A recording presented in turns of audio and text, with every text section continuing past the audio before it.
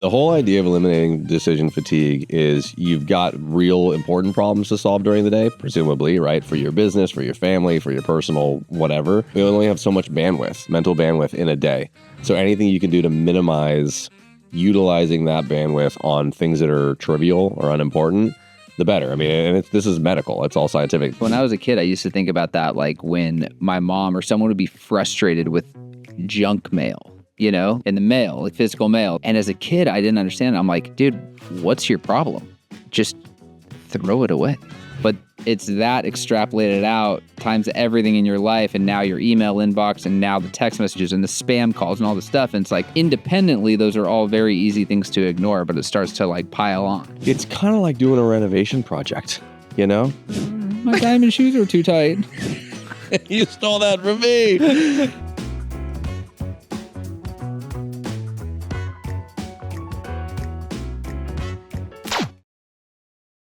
Welcome back to another episode of the Who Cares podcast. I'm Jeff Jekyll. I'm Jay O'Brien. Hi, what you drinking there? A little rum and Coke? A little Bacardi and Diet? No, didn't put the rum in today, but it is Diet Coke. I don't know if we've talked about this, but I hadn't had soda for the better part of a decade, and all of a sudden, about 9 months ago... Oh, I did that to you. You did that to me. All right, well, this will be confusing for people who aren't visually or watching or just listening to the podcast, but congratulations on the first time you're not wearing black. I think... For a Who Cares podcast, you're wearing a light color today. Probably shouldn't have though. It's not gonna take to film as well. I look blown out every time I'm wearing this. Appears white. It's kind of a cream color. Thank you for the compliment, by the way, today on this. What was the compliment? Oh, maybe you didn't say I like it. You said, "Hey, where'd you get that shirt?" I thought that was a positive thing. Mo asked where, he said he liked it, and he asked where I got it. So I got one compliment. Yours was just a question. Where'd you get it? Who's asking? You. Yeah. Where'd your little brace thing go? I took it off because it was embarrassing. I have been playing tennis. We talked about this last year, halfway through the year. Picked up surfing, tennis, doing things that are like fun, but also burning calories and working the body and whatever. And tennis is something I'm like really trying to get better at. And I think I might have been playing a little bit too much. I might have developed tennis elbow in like literally the last 2 weeks. And it's only been a couple of times that I played. I'm getting like just friend to friend. I'm getting concerned about your old age. Why? Tennis and surfing? Those aren't old age things. Or getting hurt, you mean? I think you like got a pinched nerve in your back from folding laundry. All right. This is the second time you've done this publicly. We need somebody, if there's anybody who's listening, do we think that any like... Barbara will look it up. I'm just wondering whether there's any medical professionals who listen to this, because they will tell you, I've had a bad back for 20 something years. You know that, I mean, this is going to make you a whole new reason to make fun of me.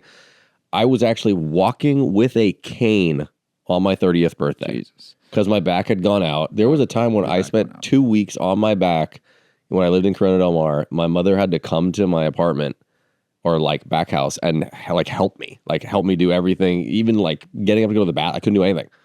So it's just a bad back. How we were talking about the long-term care plan. Okay. I mean, let's just get real. Should we just get real? I've got very short legs and a long torso. And maybe that leads to 12 episodes. Back you problems. Finally said it. Yeah. I mean, it took me a while to open up to these people, but I finally said it, long torso. Which is why I slouch like this. If I wanted to, look how, I mean, no. So anyway, I've had a bad back, but that's very, very common. Like when you're doing things that are repetitive motions that, with things that are not heavy enough for you to naturally engage your legs to lift something. So just like a repeating, bend over, get something out of the dryer and move it over here or whatever, or things out of the dishwasher. That's the most common things to have people throw their backs out. Oh, I know. I have a question for you. Mm-hmm. This is not a podcast that we typically do, but let's just switch to true crime for a moment. Okay. Are you familiar with the Karen Reed case? I've heard the name, but only because it's come across my Instagram feed from your sister, but I don't know what she did or what happened. It's pretty wild. And there's a documentary series 5-part called A Body in the Snow on Max, I think. I have heard about this. It's a police officer, right? And it's worth watching. It's definitely worth watching. Well, anyway, the trial's going down right now because the first one was declared a mistrial. So now it's going down, and Annie's flying out to be with the family in the courtroom. What? It's very, very high profile. I didn't know anything about it, and it's just a wild story. I'm just trying to figure out how you got to there from this, like tennis elbow. Yeah, I'm trying to think about it in my head too. Yeah. Maybe I was just thinking like, what's top of mind? What have I been watching lately? And that was captivating. It was good. For those who are listening, which is Barbara and Peter and Wilder, I'll just tell you guys, even though you already know. But I never thought I was going to be a dad. I bet on it, and you did a little more than that. I bet on it with my body, and my choices and my wallet. Mm-hmm. And yeah, and it's a little harder to put the toothpaste back in the tube, if you know what I mean. I know exactly what you mean. So it's happening now. It's a very surreal moment for me. You also just became a green card in self-defense. You want to talk about that? Is that how you say it? Became a green card? Got your green card? I'm on the green team. On the green team in self-defense. Graduated from the white team. So at the beginning of the year, we talked about New Year's resolutions. One of them was tactical training, specifically with firearms and pistols, to be more specific. Being able to be able to defend yourself, be able to defend your family. Let's get that clip in there. Jim Jeffries about gun control in America. It's a great one. Want to protect myself, want to protect my family. I need to protect me. I need to protect my family. Really? Is that why they're called assault rifles? Is it? And so that's been, speaking of hobbies and interests, that's been a good one. Been learning a lot and finally graduated from there. So I'm looking to progress, doing the CPR classes and the sommelier stuff. If for some reason you don't pass, which will not happen, I'll have an excuse that's valid. No, we'll just never mention it again. Yeah, I like that. Just don't follow up on the next just one. nobody ask. Yeah, for sure. Please, no comments. Yeah. What are we talking about today? Well, you were talking about things that give you energy, and specifically, I believe you were talking about how to avoid decision fatigue. Is it a real thing? Some good common practices for productivity? I know where my decision fatigue starts the very first thing in the morning. It's what to wear. That's why I'm trying to alleviate that right off the bat. That's why Steve Jobs was a genius. Just wear a black turtleneck and jeans every day. Is that why you're wearing the turtleneck nowadays? I do own a turtleneck. Swear to God. And it was purchased within the last year and a half. I found it the other day. Cleaning things out. But it was put into a Goodwill pile with the price tag on it. Okay, so outside of that, so yeah, are you actually tackling that? When you get up now, is it that you've got your clothes hung up ready to wear, or that you just know I'm going to wear this, or you have limited your clothes to just be one thing? I mean, what's that all about? It's a constant battle for me, specifically with the apparel thing. There's not that many other. I mean, there's a million decisions that we make. When you look at data on this, there's tens of thousands of decisions we make every day, because right now it's a decision for me to pick up this drink or not to pick up this drink or blah blah blah blah blah. But the decisions that I'm conscious of in the morning, that's the biggest one, honestly. The biggest one is what you're put. I mean, is this not a thing for you? You don't even think about it? No, I definitely don't even think about it when it comes to clothes. Ever. that has zero fatigue. So this, which I love this shirt and the decision to not wear black for the first time on the podcast. How does this just total happenstance? You just grab the first thing, or what? It's pretty close to the first thing.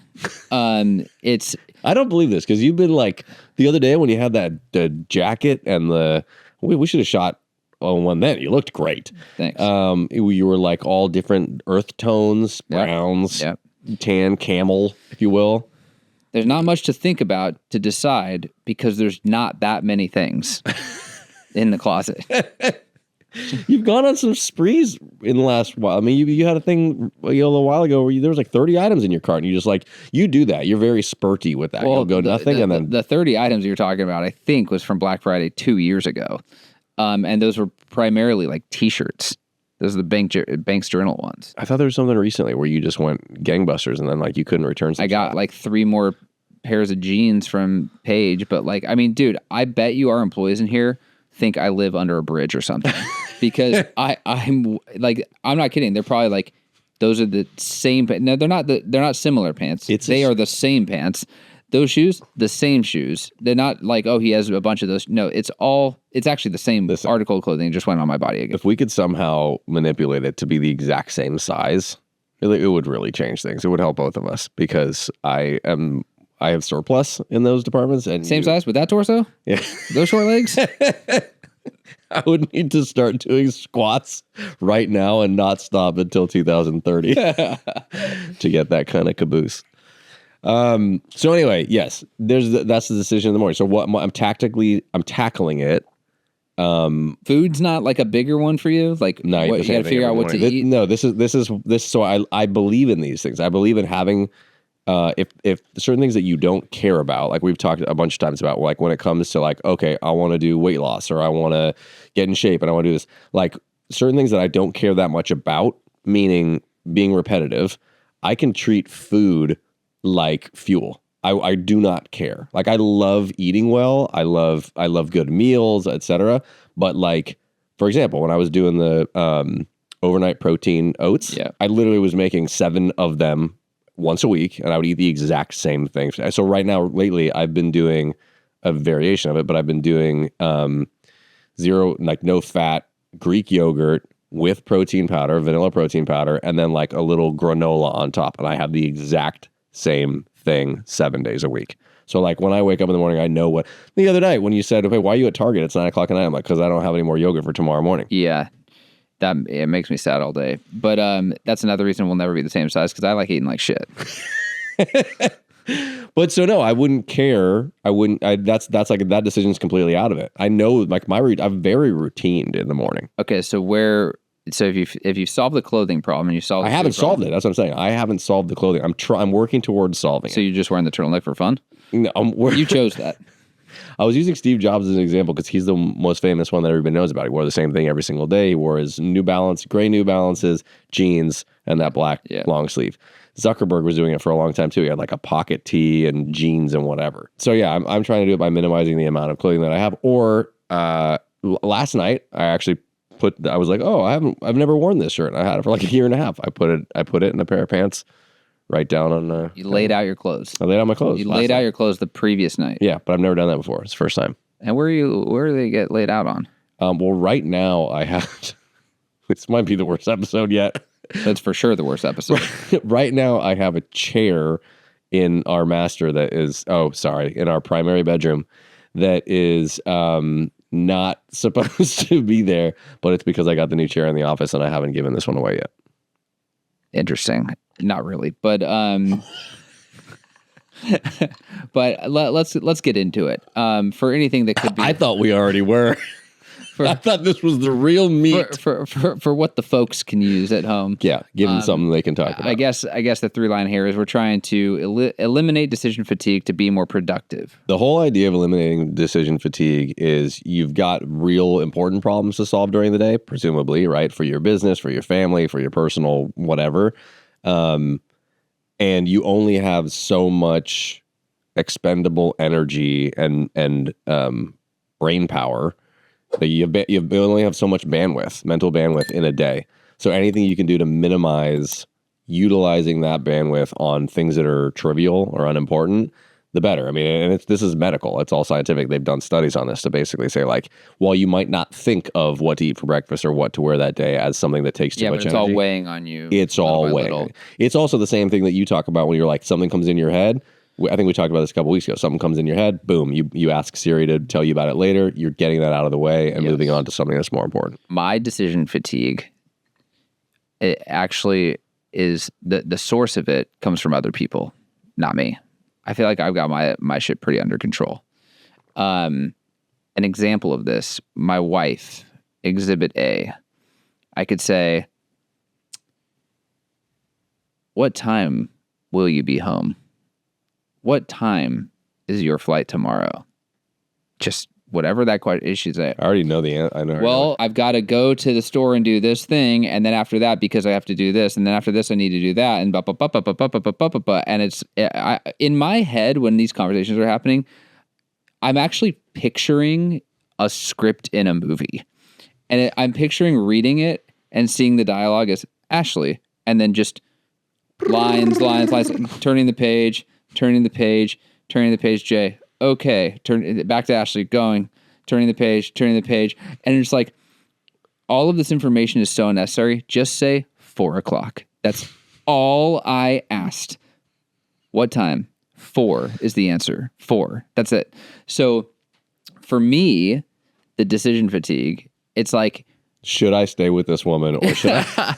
your brain is constantly analyzing all of the data that's coming in to decipher, is this important? How does this play in? Whatever. That sucks the life out of me. It sucks the energy out of me. The same goes here. If I ask a very simple, objective question about a result, about was this done, or whatever it is, it's like when I get a long-winded answer, it actually frustrates me. Like just superfluous information. It's causing my brain to operate in ways it does not need to operate in. And your brain doesn't need to operate that way either. Yeah. You know? Yeah. It's like, it's too much for both of us. You've heard me ask people, I say it a bunch, but I say like, is this the part of the SAT question that I'm supposed to ignore? But you're Yes. just throwing it in Well there? said. Well said. Yeah. Because I'm just like, no, have you ever had it where someone goes on such a tangent of an explanation that they actually forgot your question?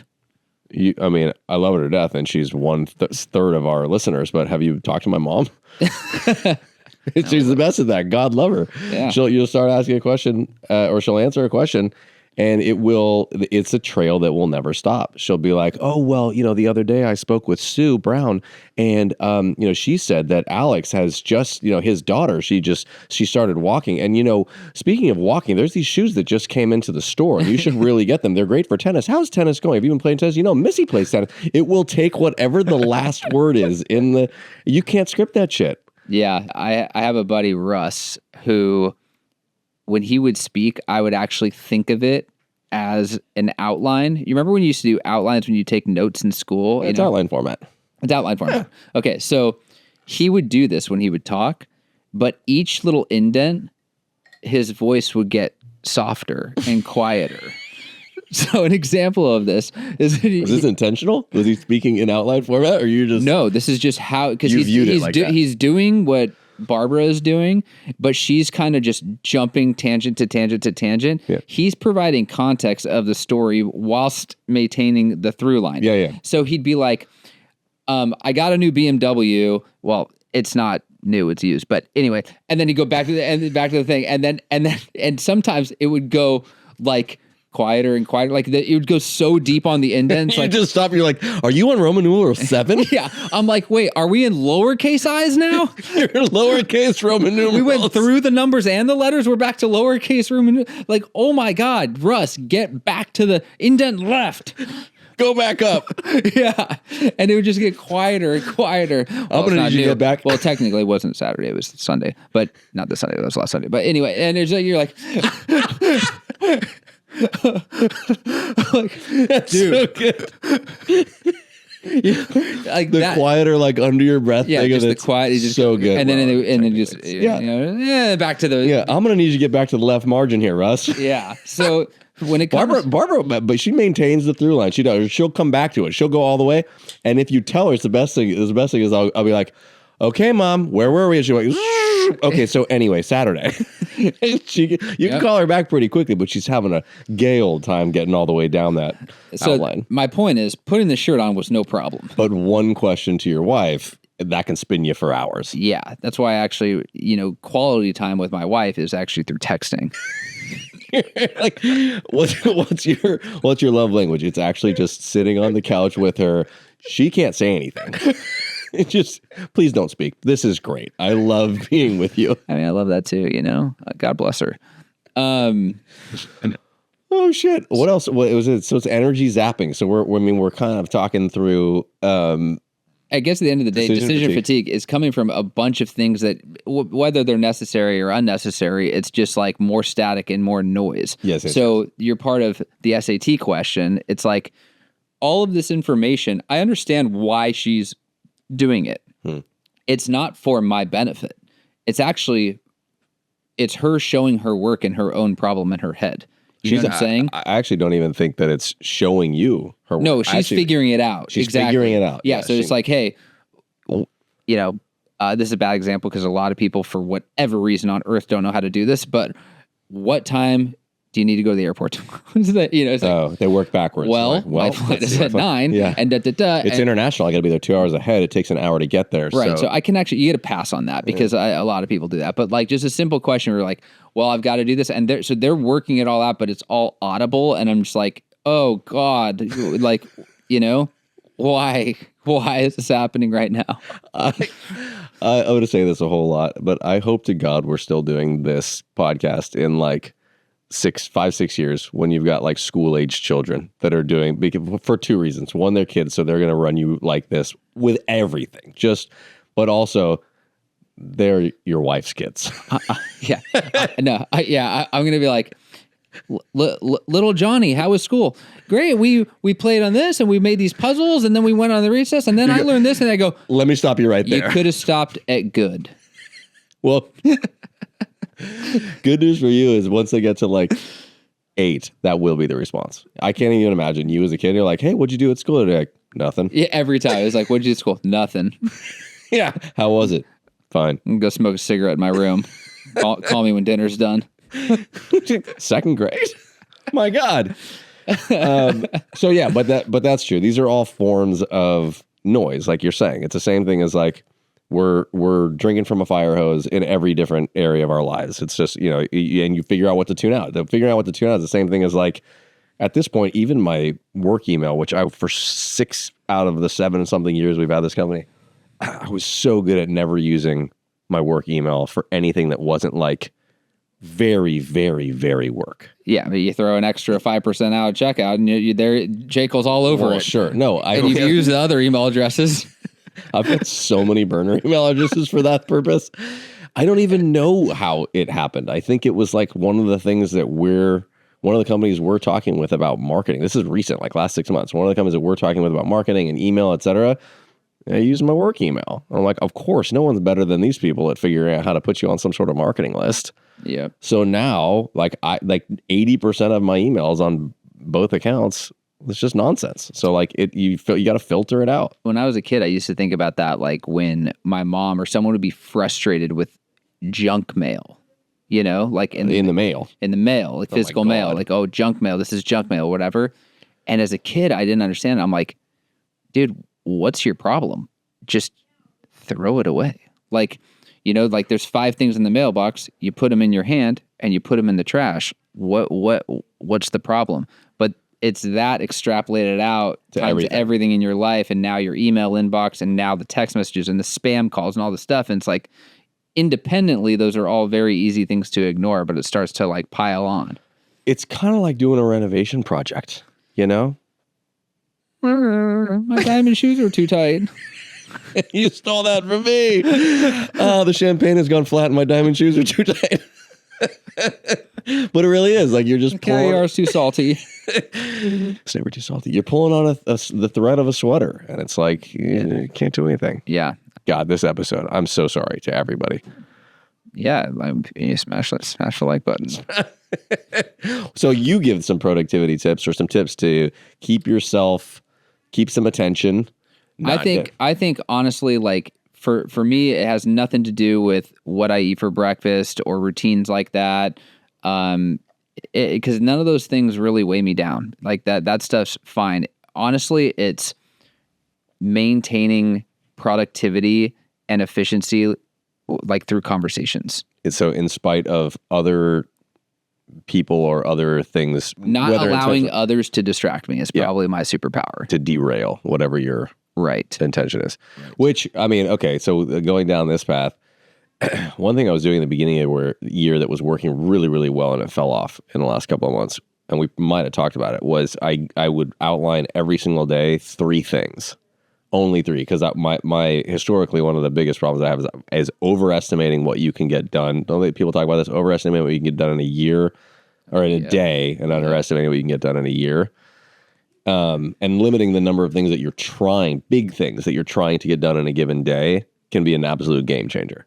And then that list should actually probably be one thing, yeah. Because otherwise it's Neapolitan ice cream. Neapolitan ice cream. Shout out to a 10x is easier than 2x. Oh, okay. The point is, because if you only have 1 to 3 things, call it 2, that are for that day, I do think what was working for me in the beginning of the year was being more cognizant of if I'm up partway through the day and I've allowed other people's questions and requests to derail, like to basically suck my time and energy, I would realize, wait, if I'm not careful here and don't start saying no or pushing them back, I'm not going to get these 2 things done or these 3 things done today. Right. Versus if the list is 10 things, it's kind of easy to, there's too many things to be thinking about. Yeah. It actually ties into our discussion about punctuality and whatnot last week, because it's the same thing. It's like, this thing's supposed to be done by this conversation, whatever, it's supposed to be done by 3. And it's like, well, it's 3:07. It's basically 3. No, it's not at all. You're like almost a third of the way into the next half hour, and it's just going to compound on itself. And then your list is fucked. So, I guess you guys can just delete this episode. Just kidding. I don't mind it. I think it's great. I think little snippets, little tidbits. We still want more questions, more requests, more examples of businesses that you're actually running, questions that you have about taking care of customers, employees, problems that you're having. We'll do our best to give you some helpful. I mean, let's just toot our own horn for a second. Like we're doing, some content, whatever. I don't know what people want to hear. I'll talk about whatever you want. You want to talk about politics? Let's do it. But really, what we do here is pretty incredible. Like, we've talked about that, why it's important, all this stuff, whatever. But like, we have proof that we are like 10 to 100xing or whatever people's revenue for the last almost a decade. If you go back to like pre-CG. And that's pretty incredible. So it's like, it's one thing to be like, hey, we're thought leaders on a podcast. Like, why don't you ask your question and I'll be your consultant? It's like, yeah, maybe there's some value there. We know some shit though. Yeah. And we're here to help in a way that's authentic and real. So, and we've seen it work and made it work for thousands of people across the country. True that. So true that. Try us. Yeah, act now or your money back. Well, not your money back, but come on. You can imagine. I can't. That was a little Russ trail. I can't, but a little outline trail. All right. Smash the like button, subscribe, or I don't know, can we ask him that after this one? Sure. Yeah, subscribe if you're not already subscribed, and leave us a comment, subscription. And we'll see you next week.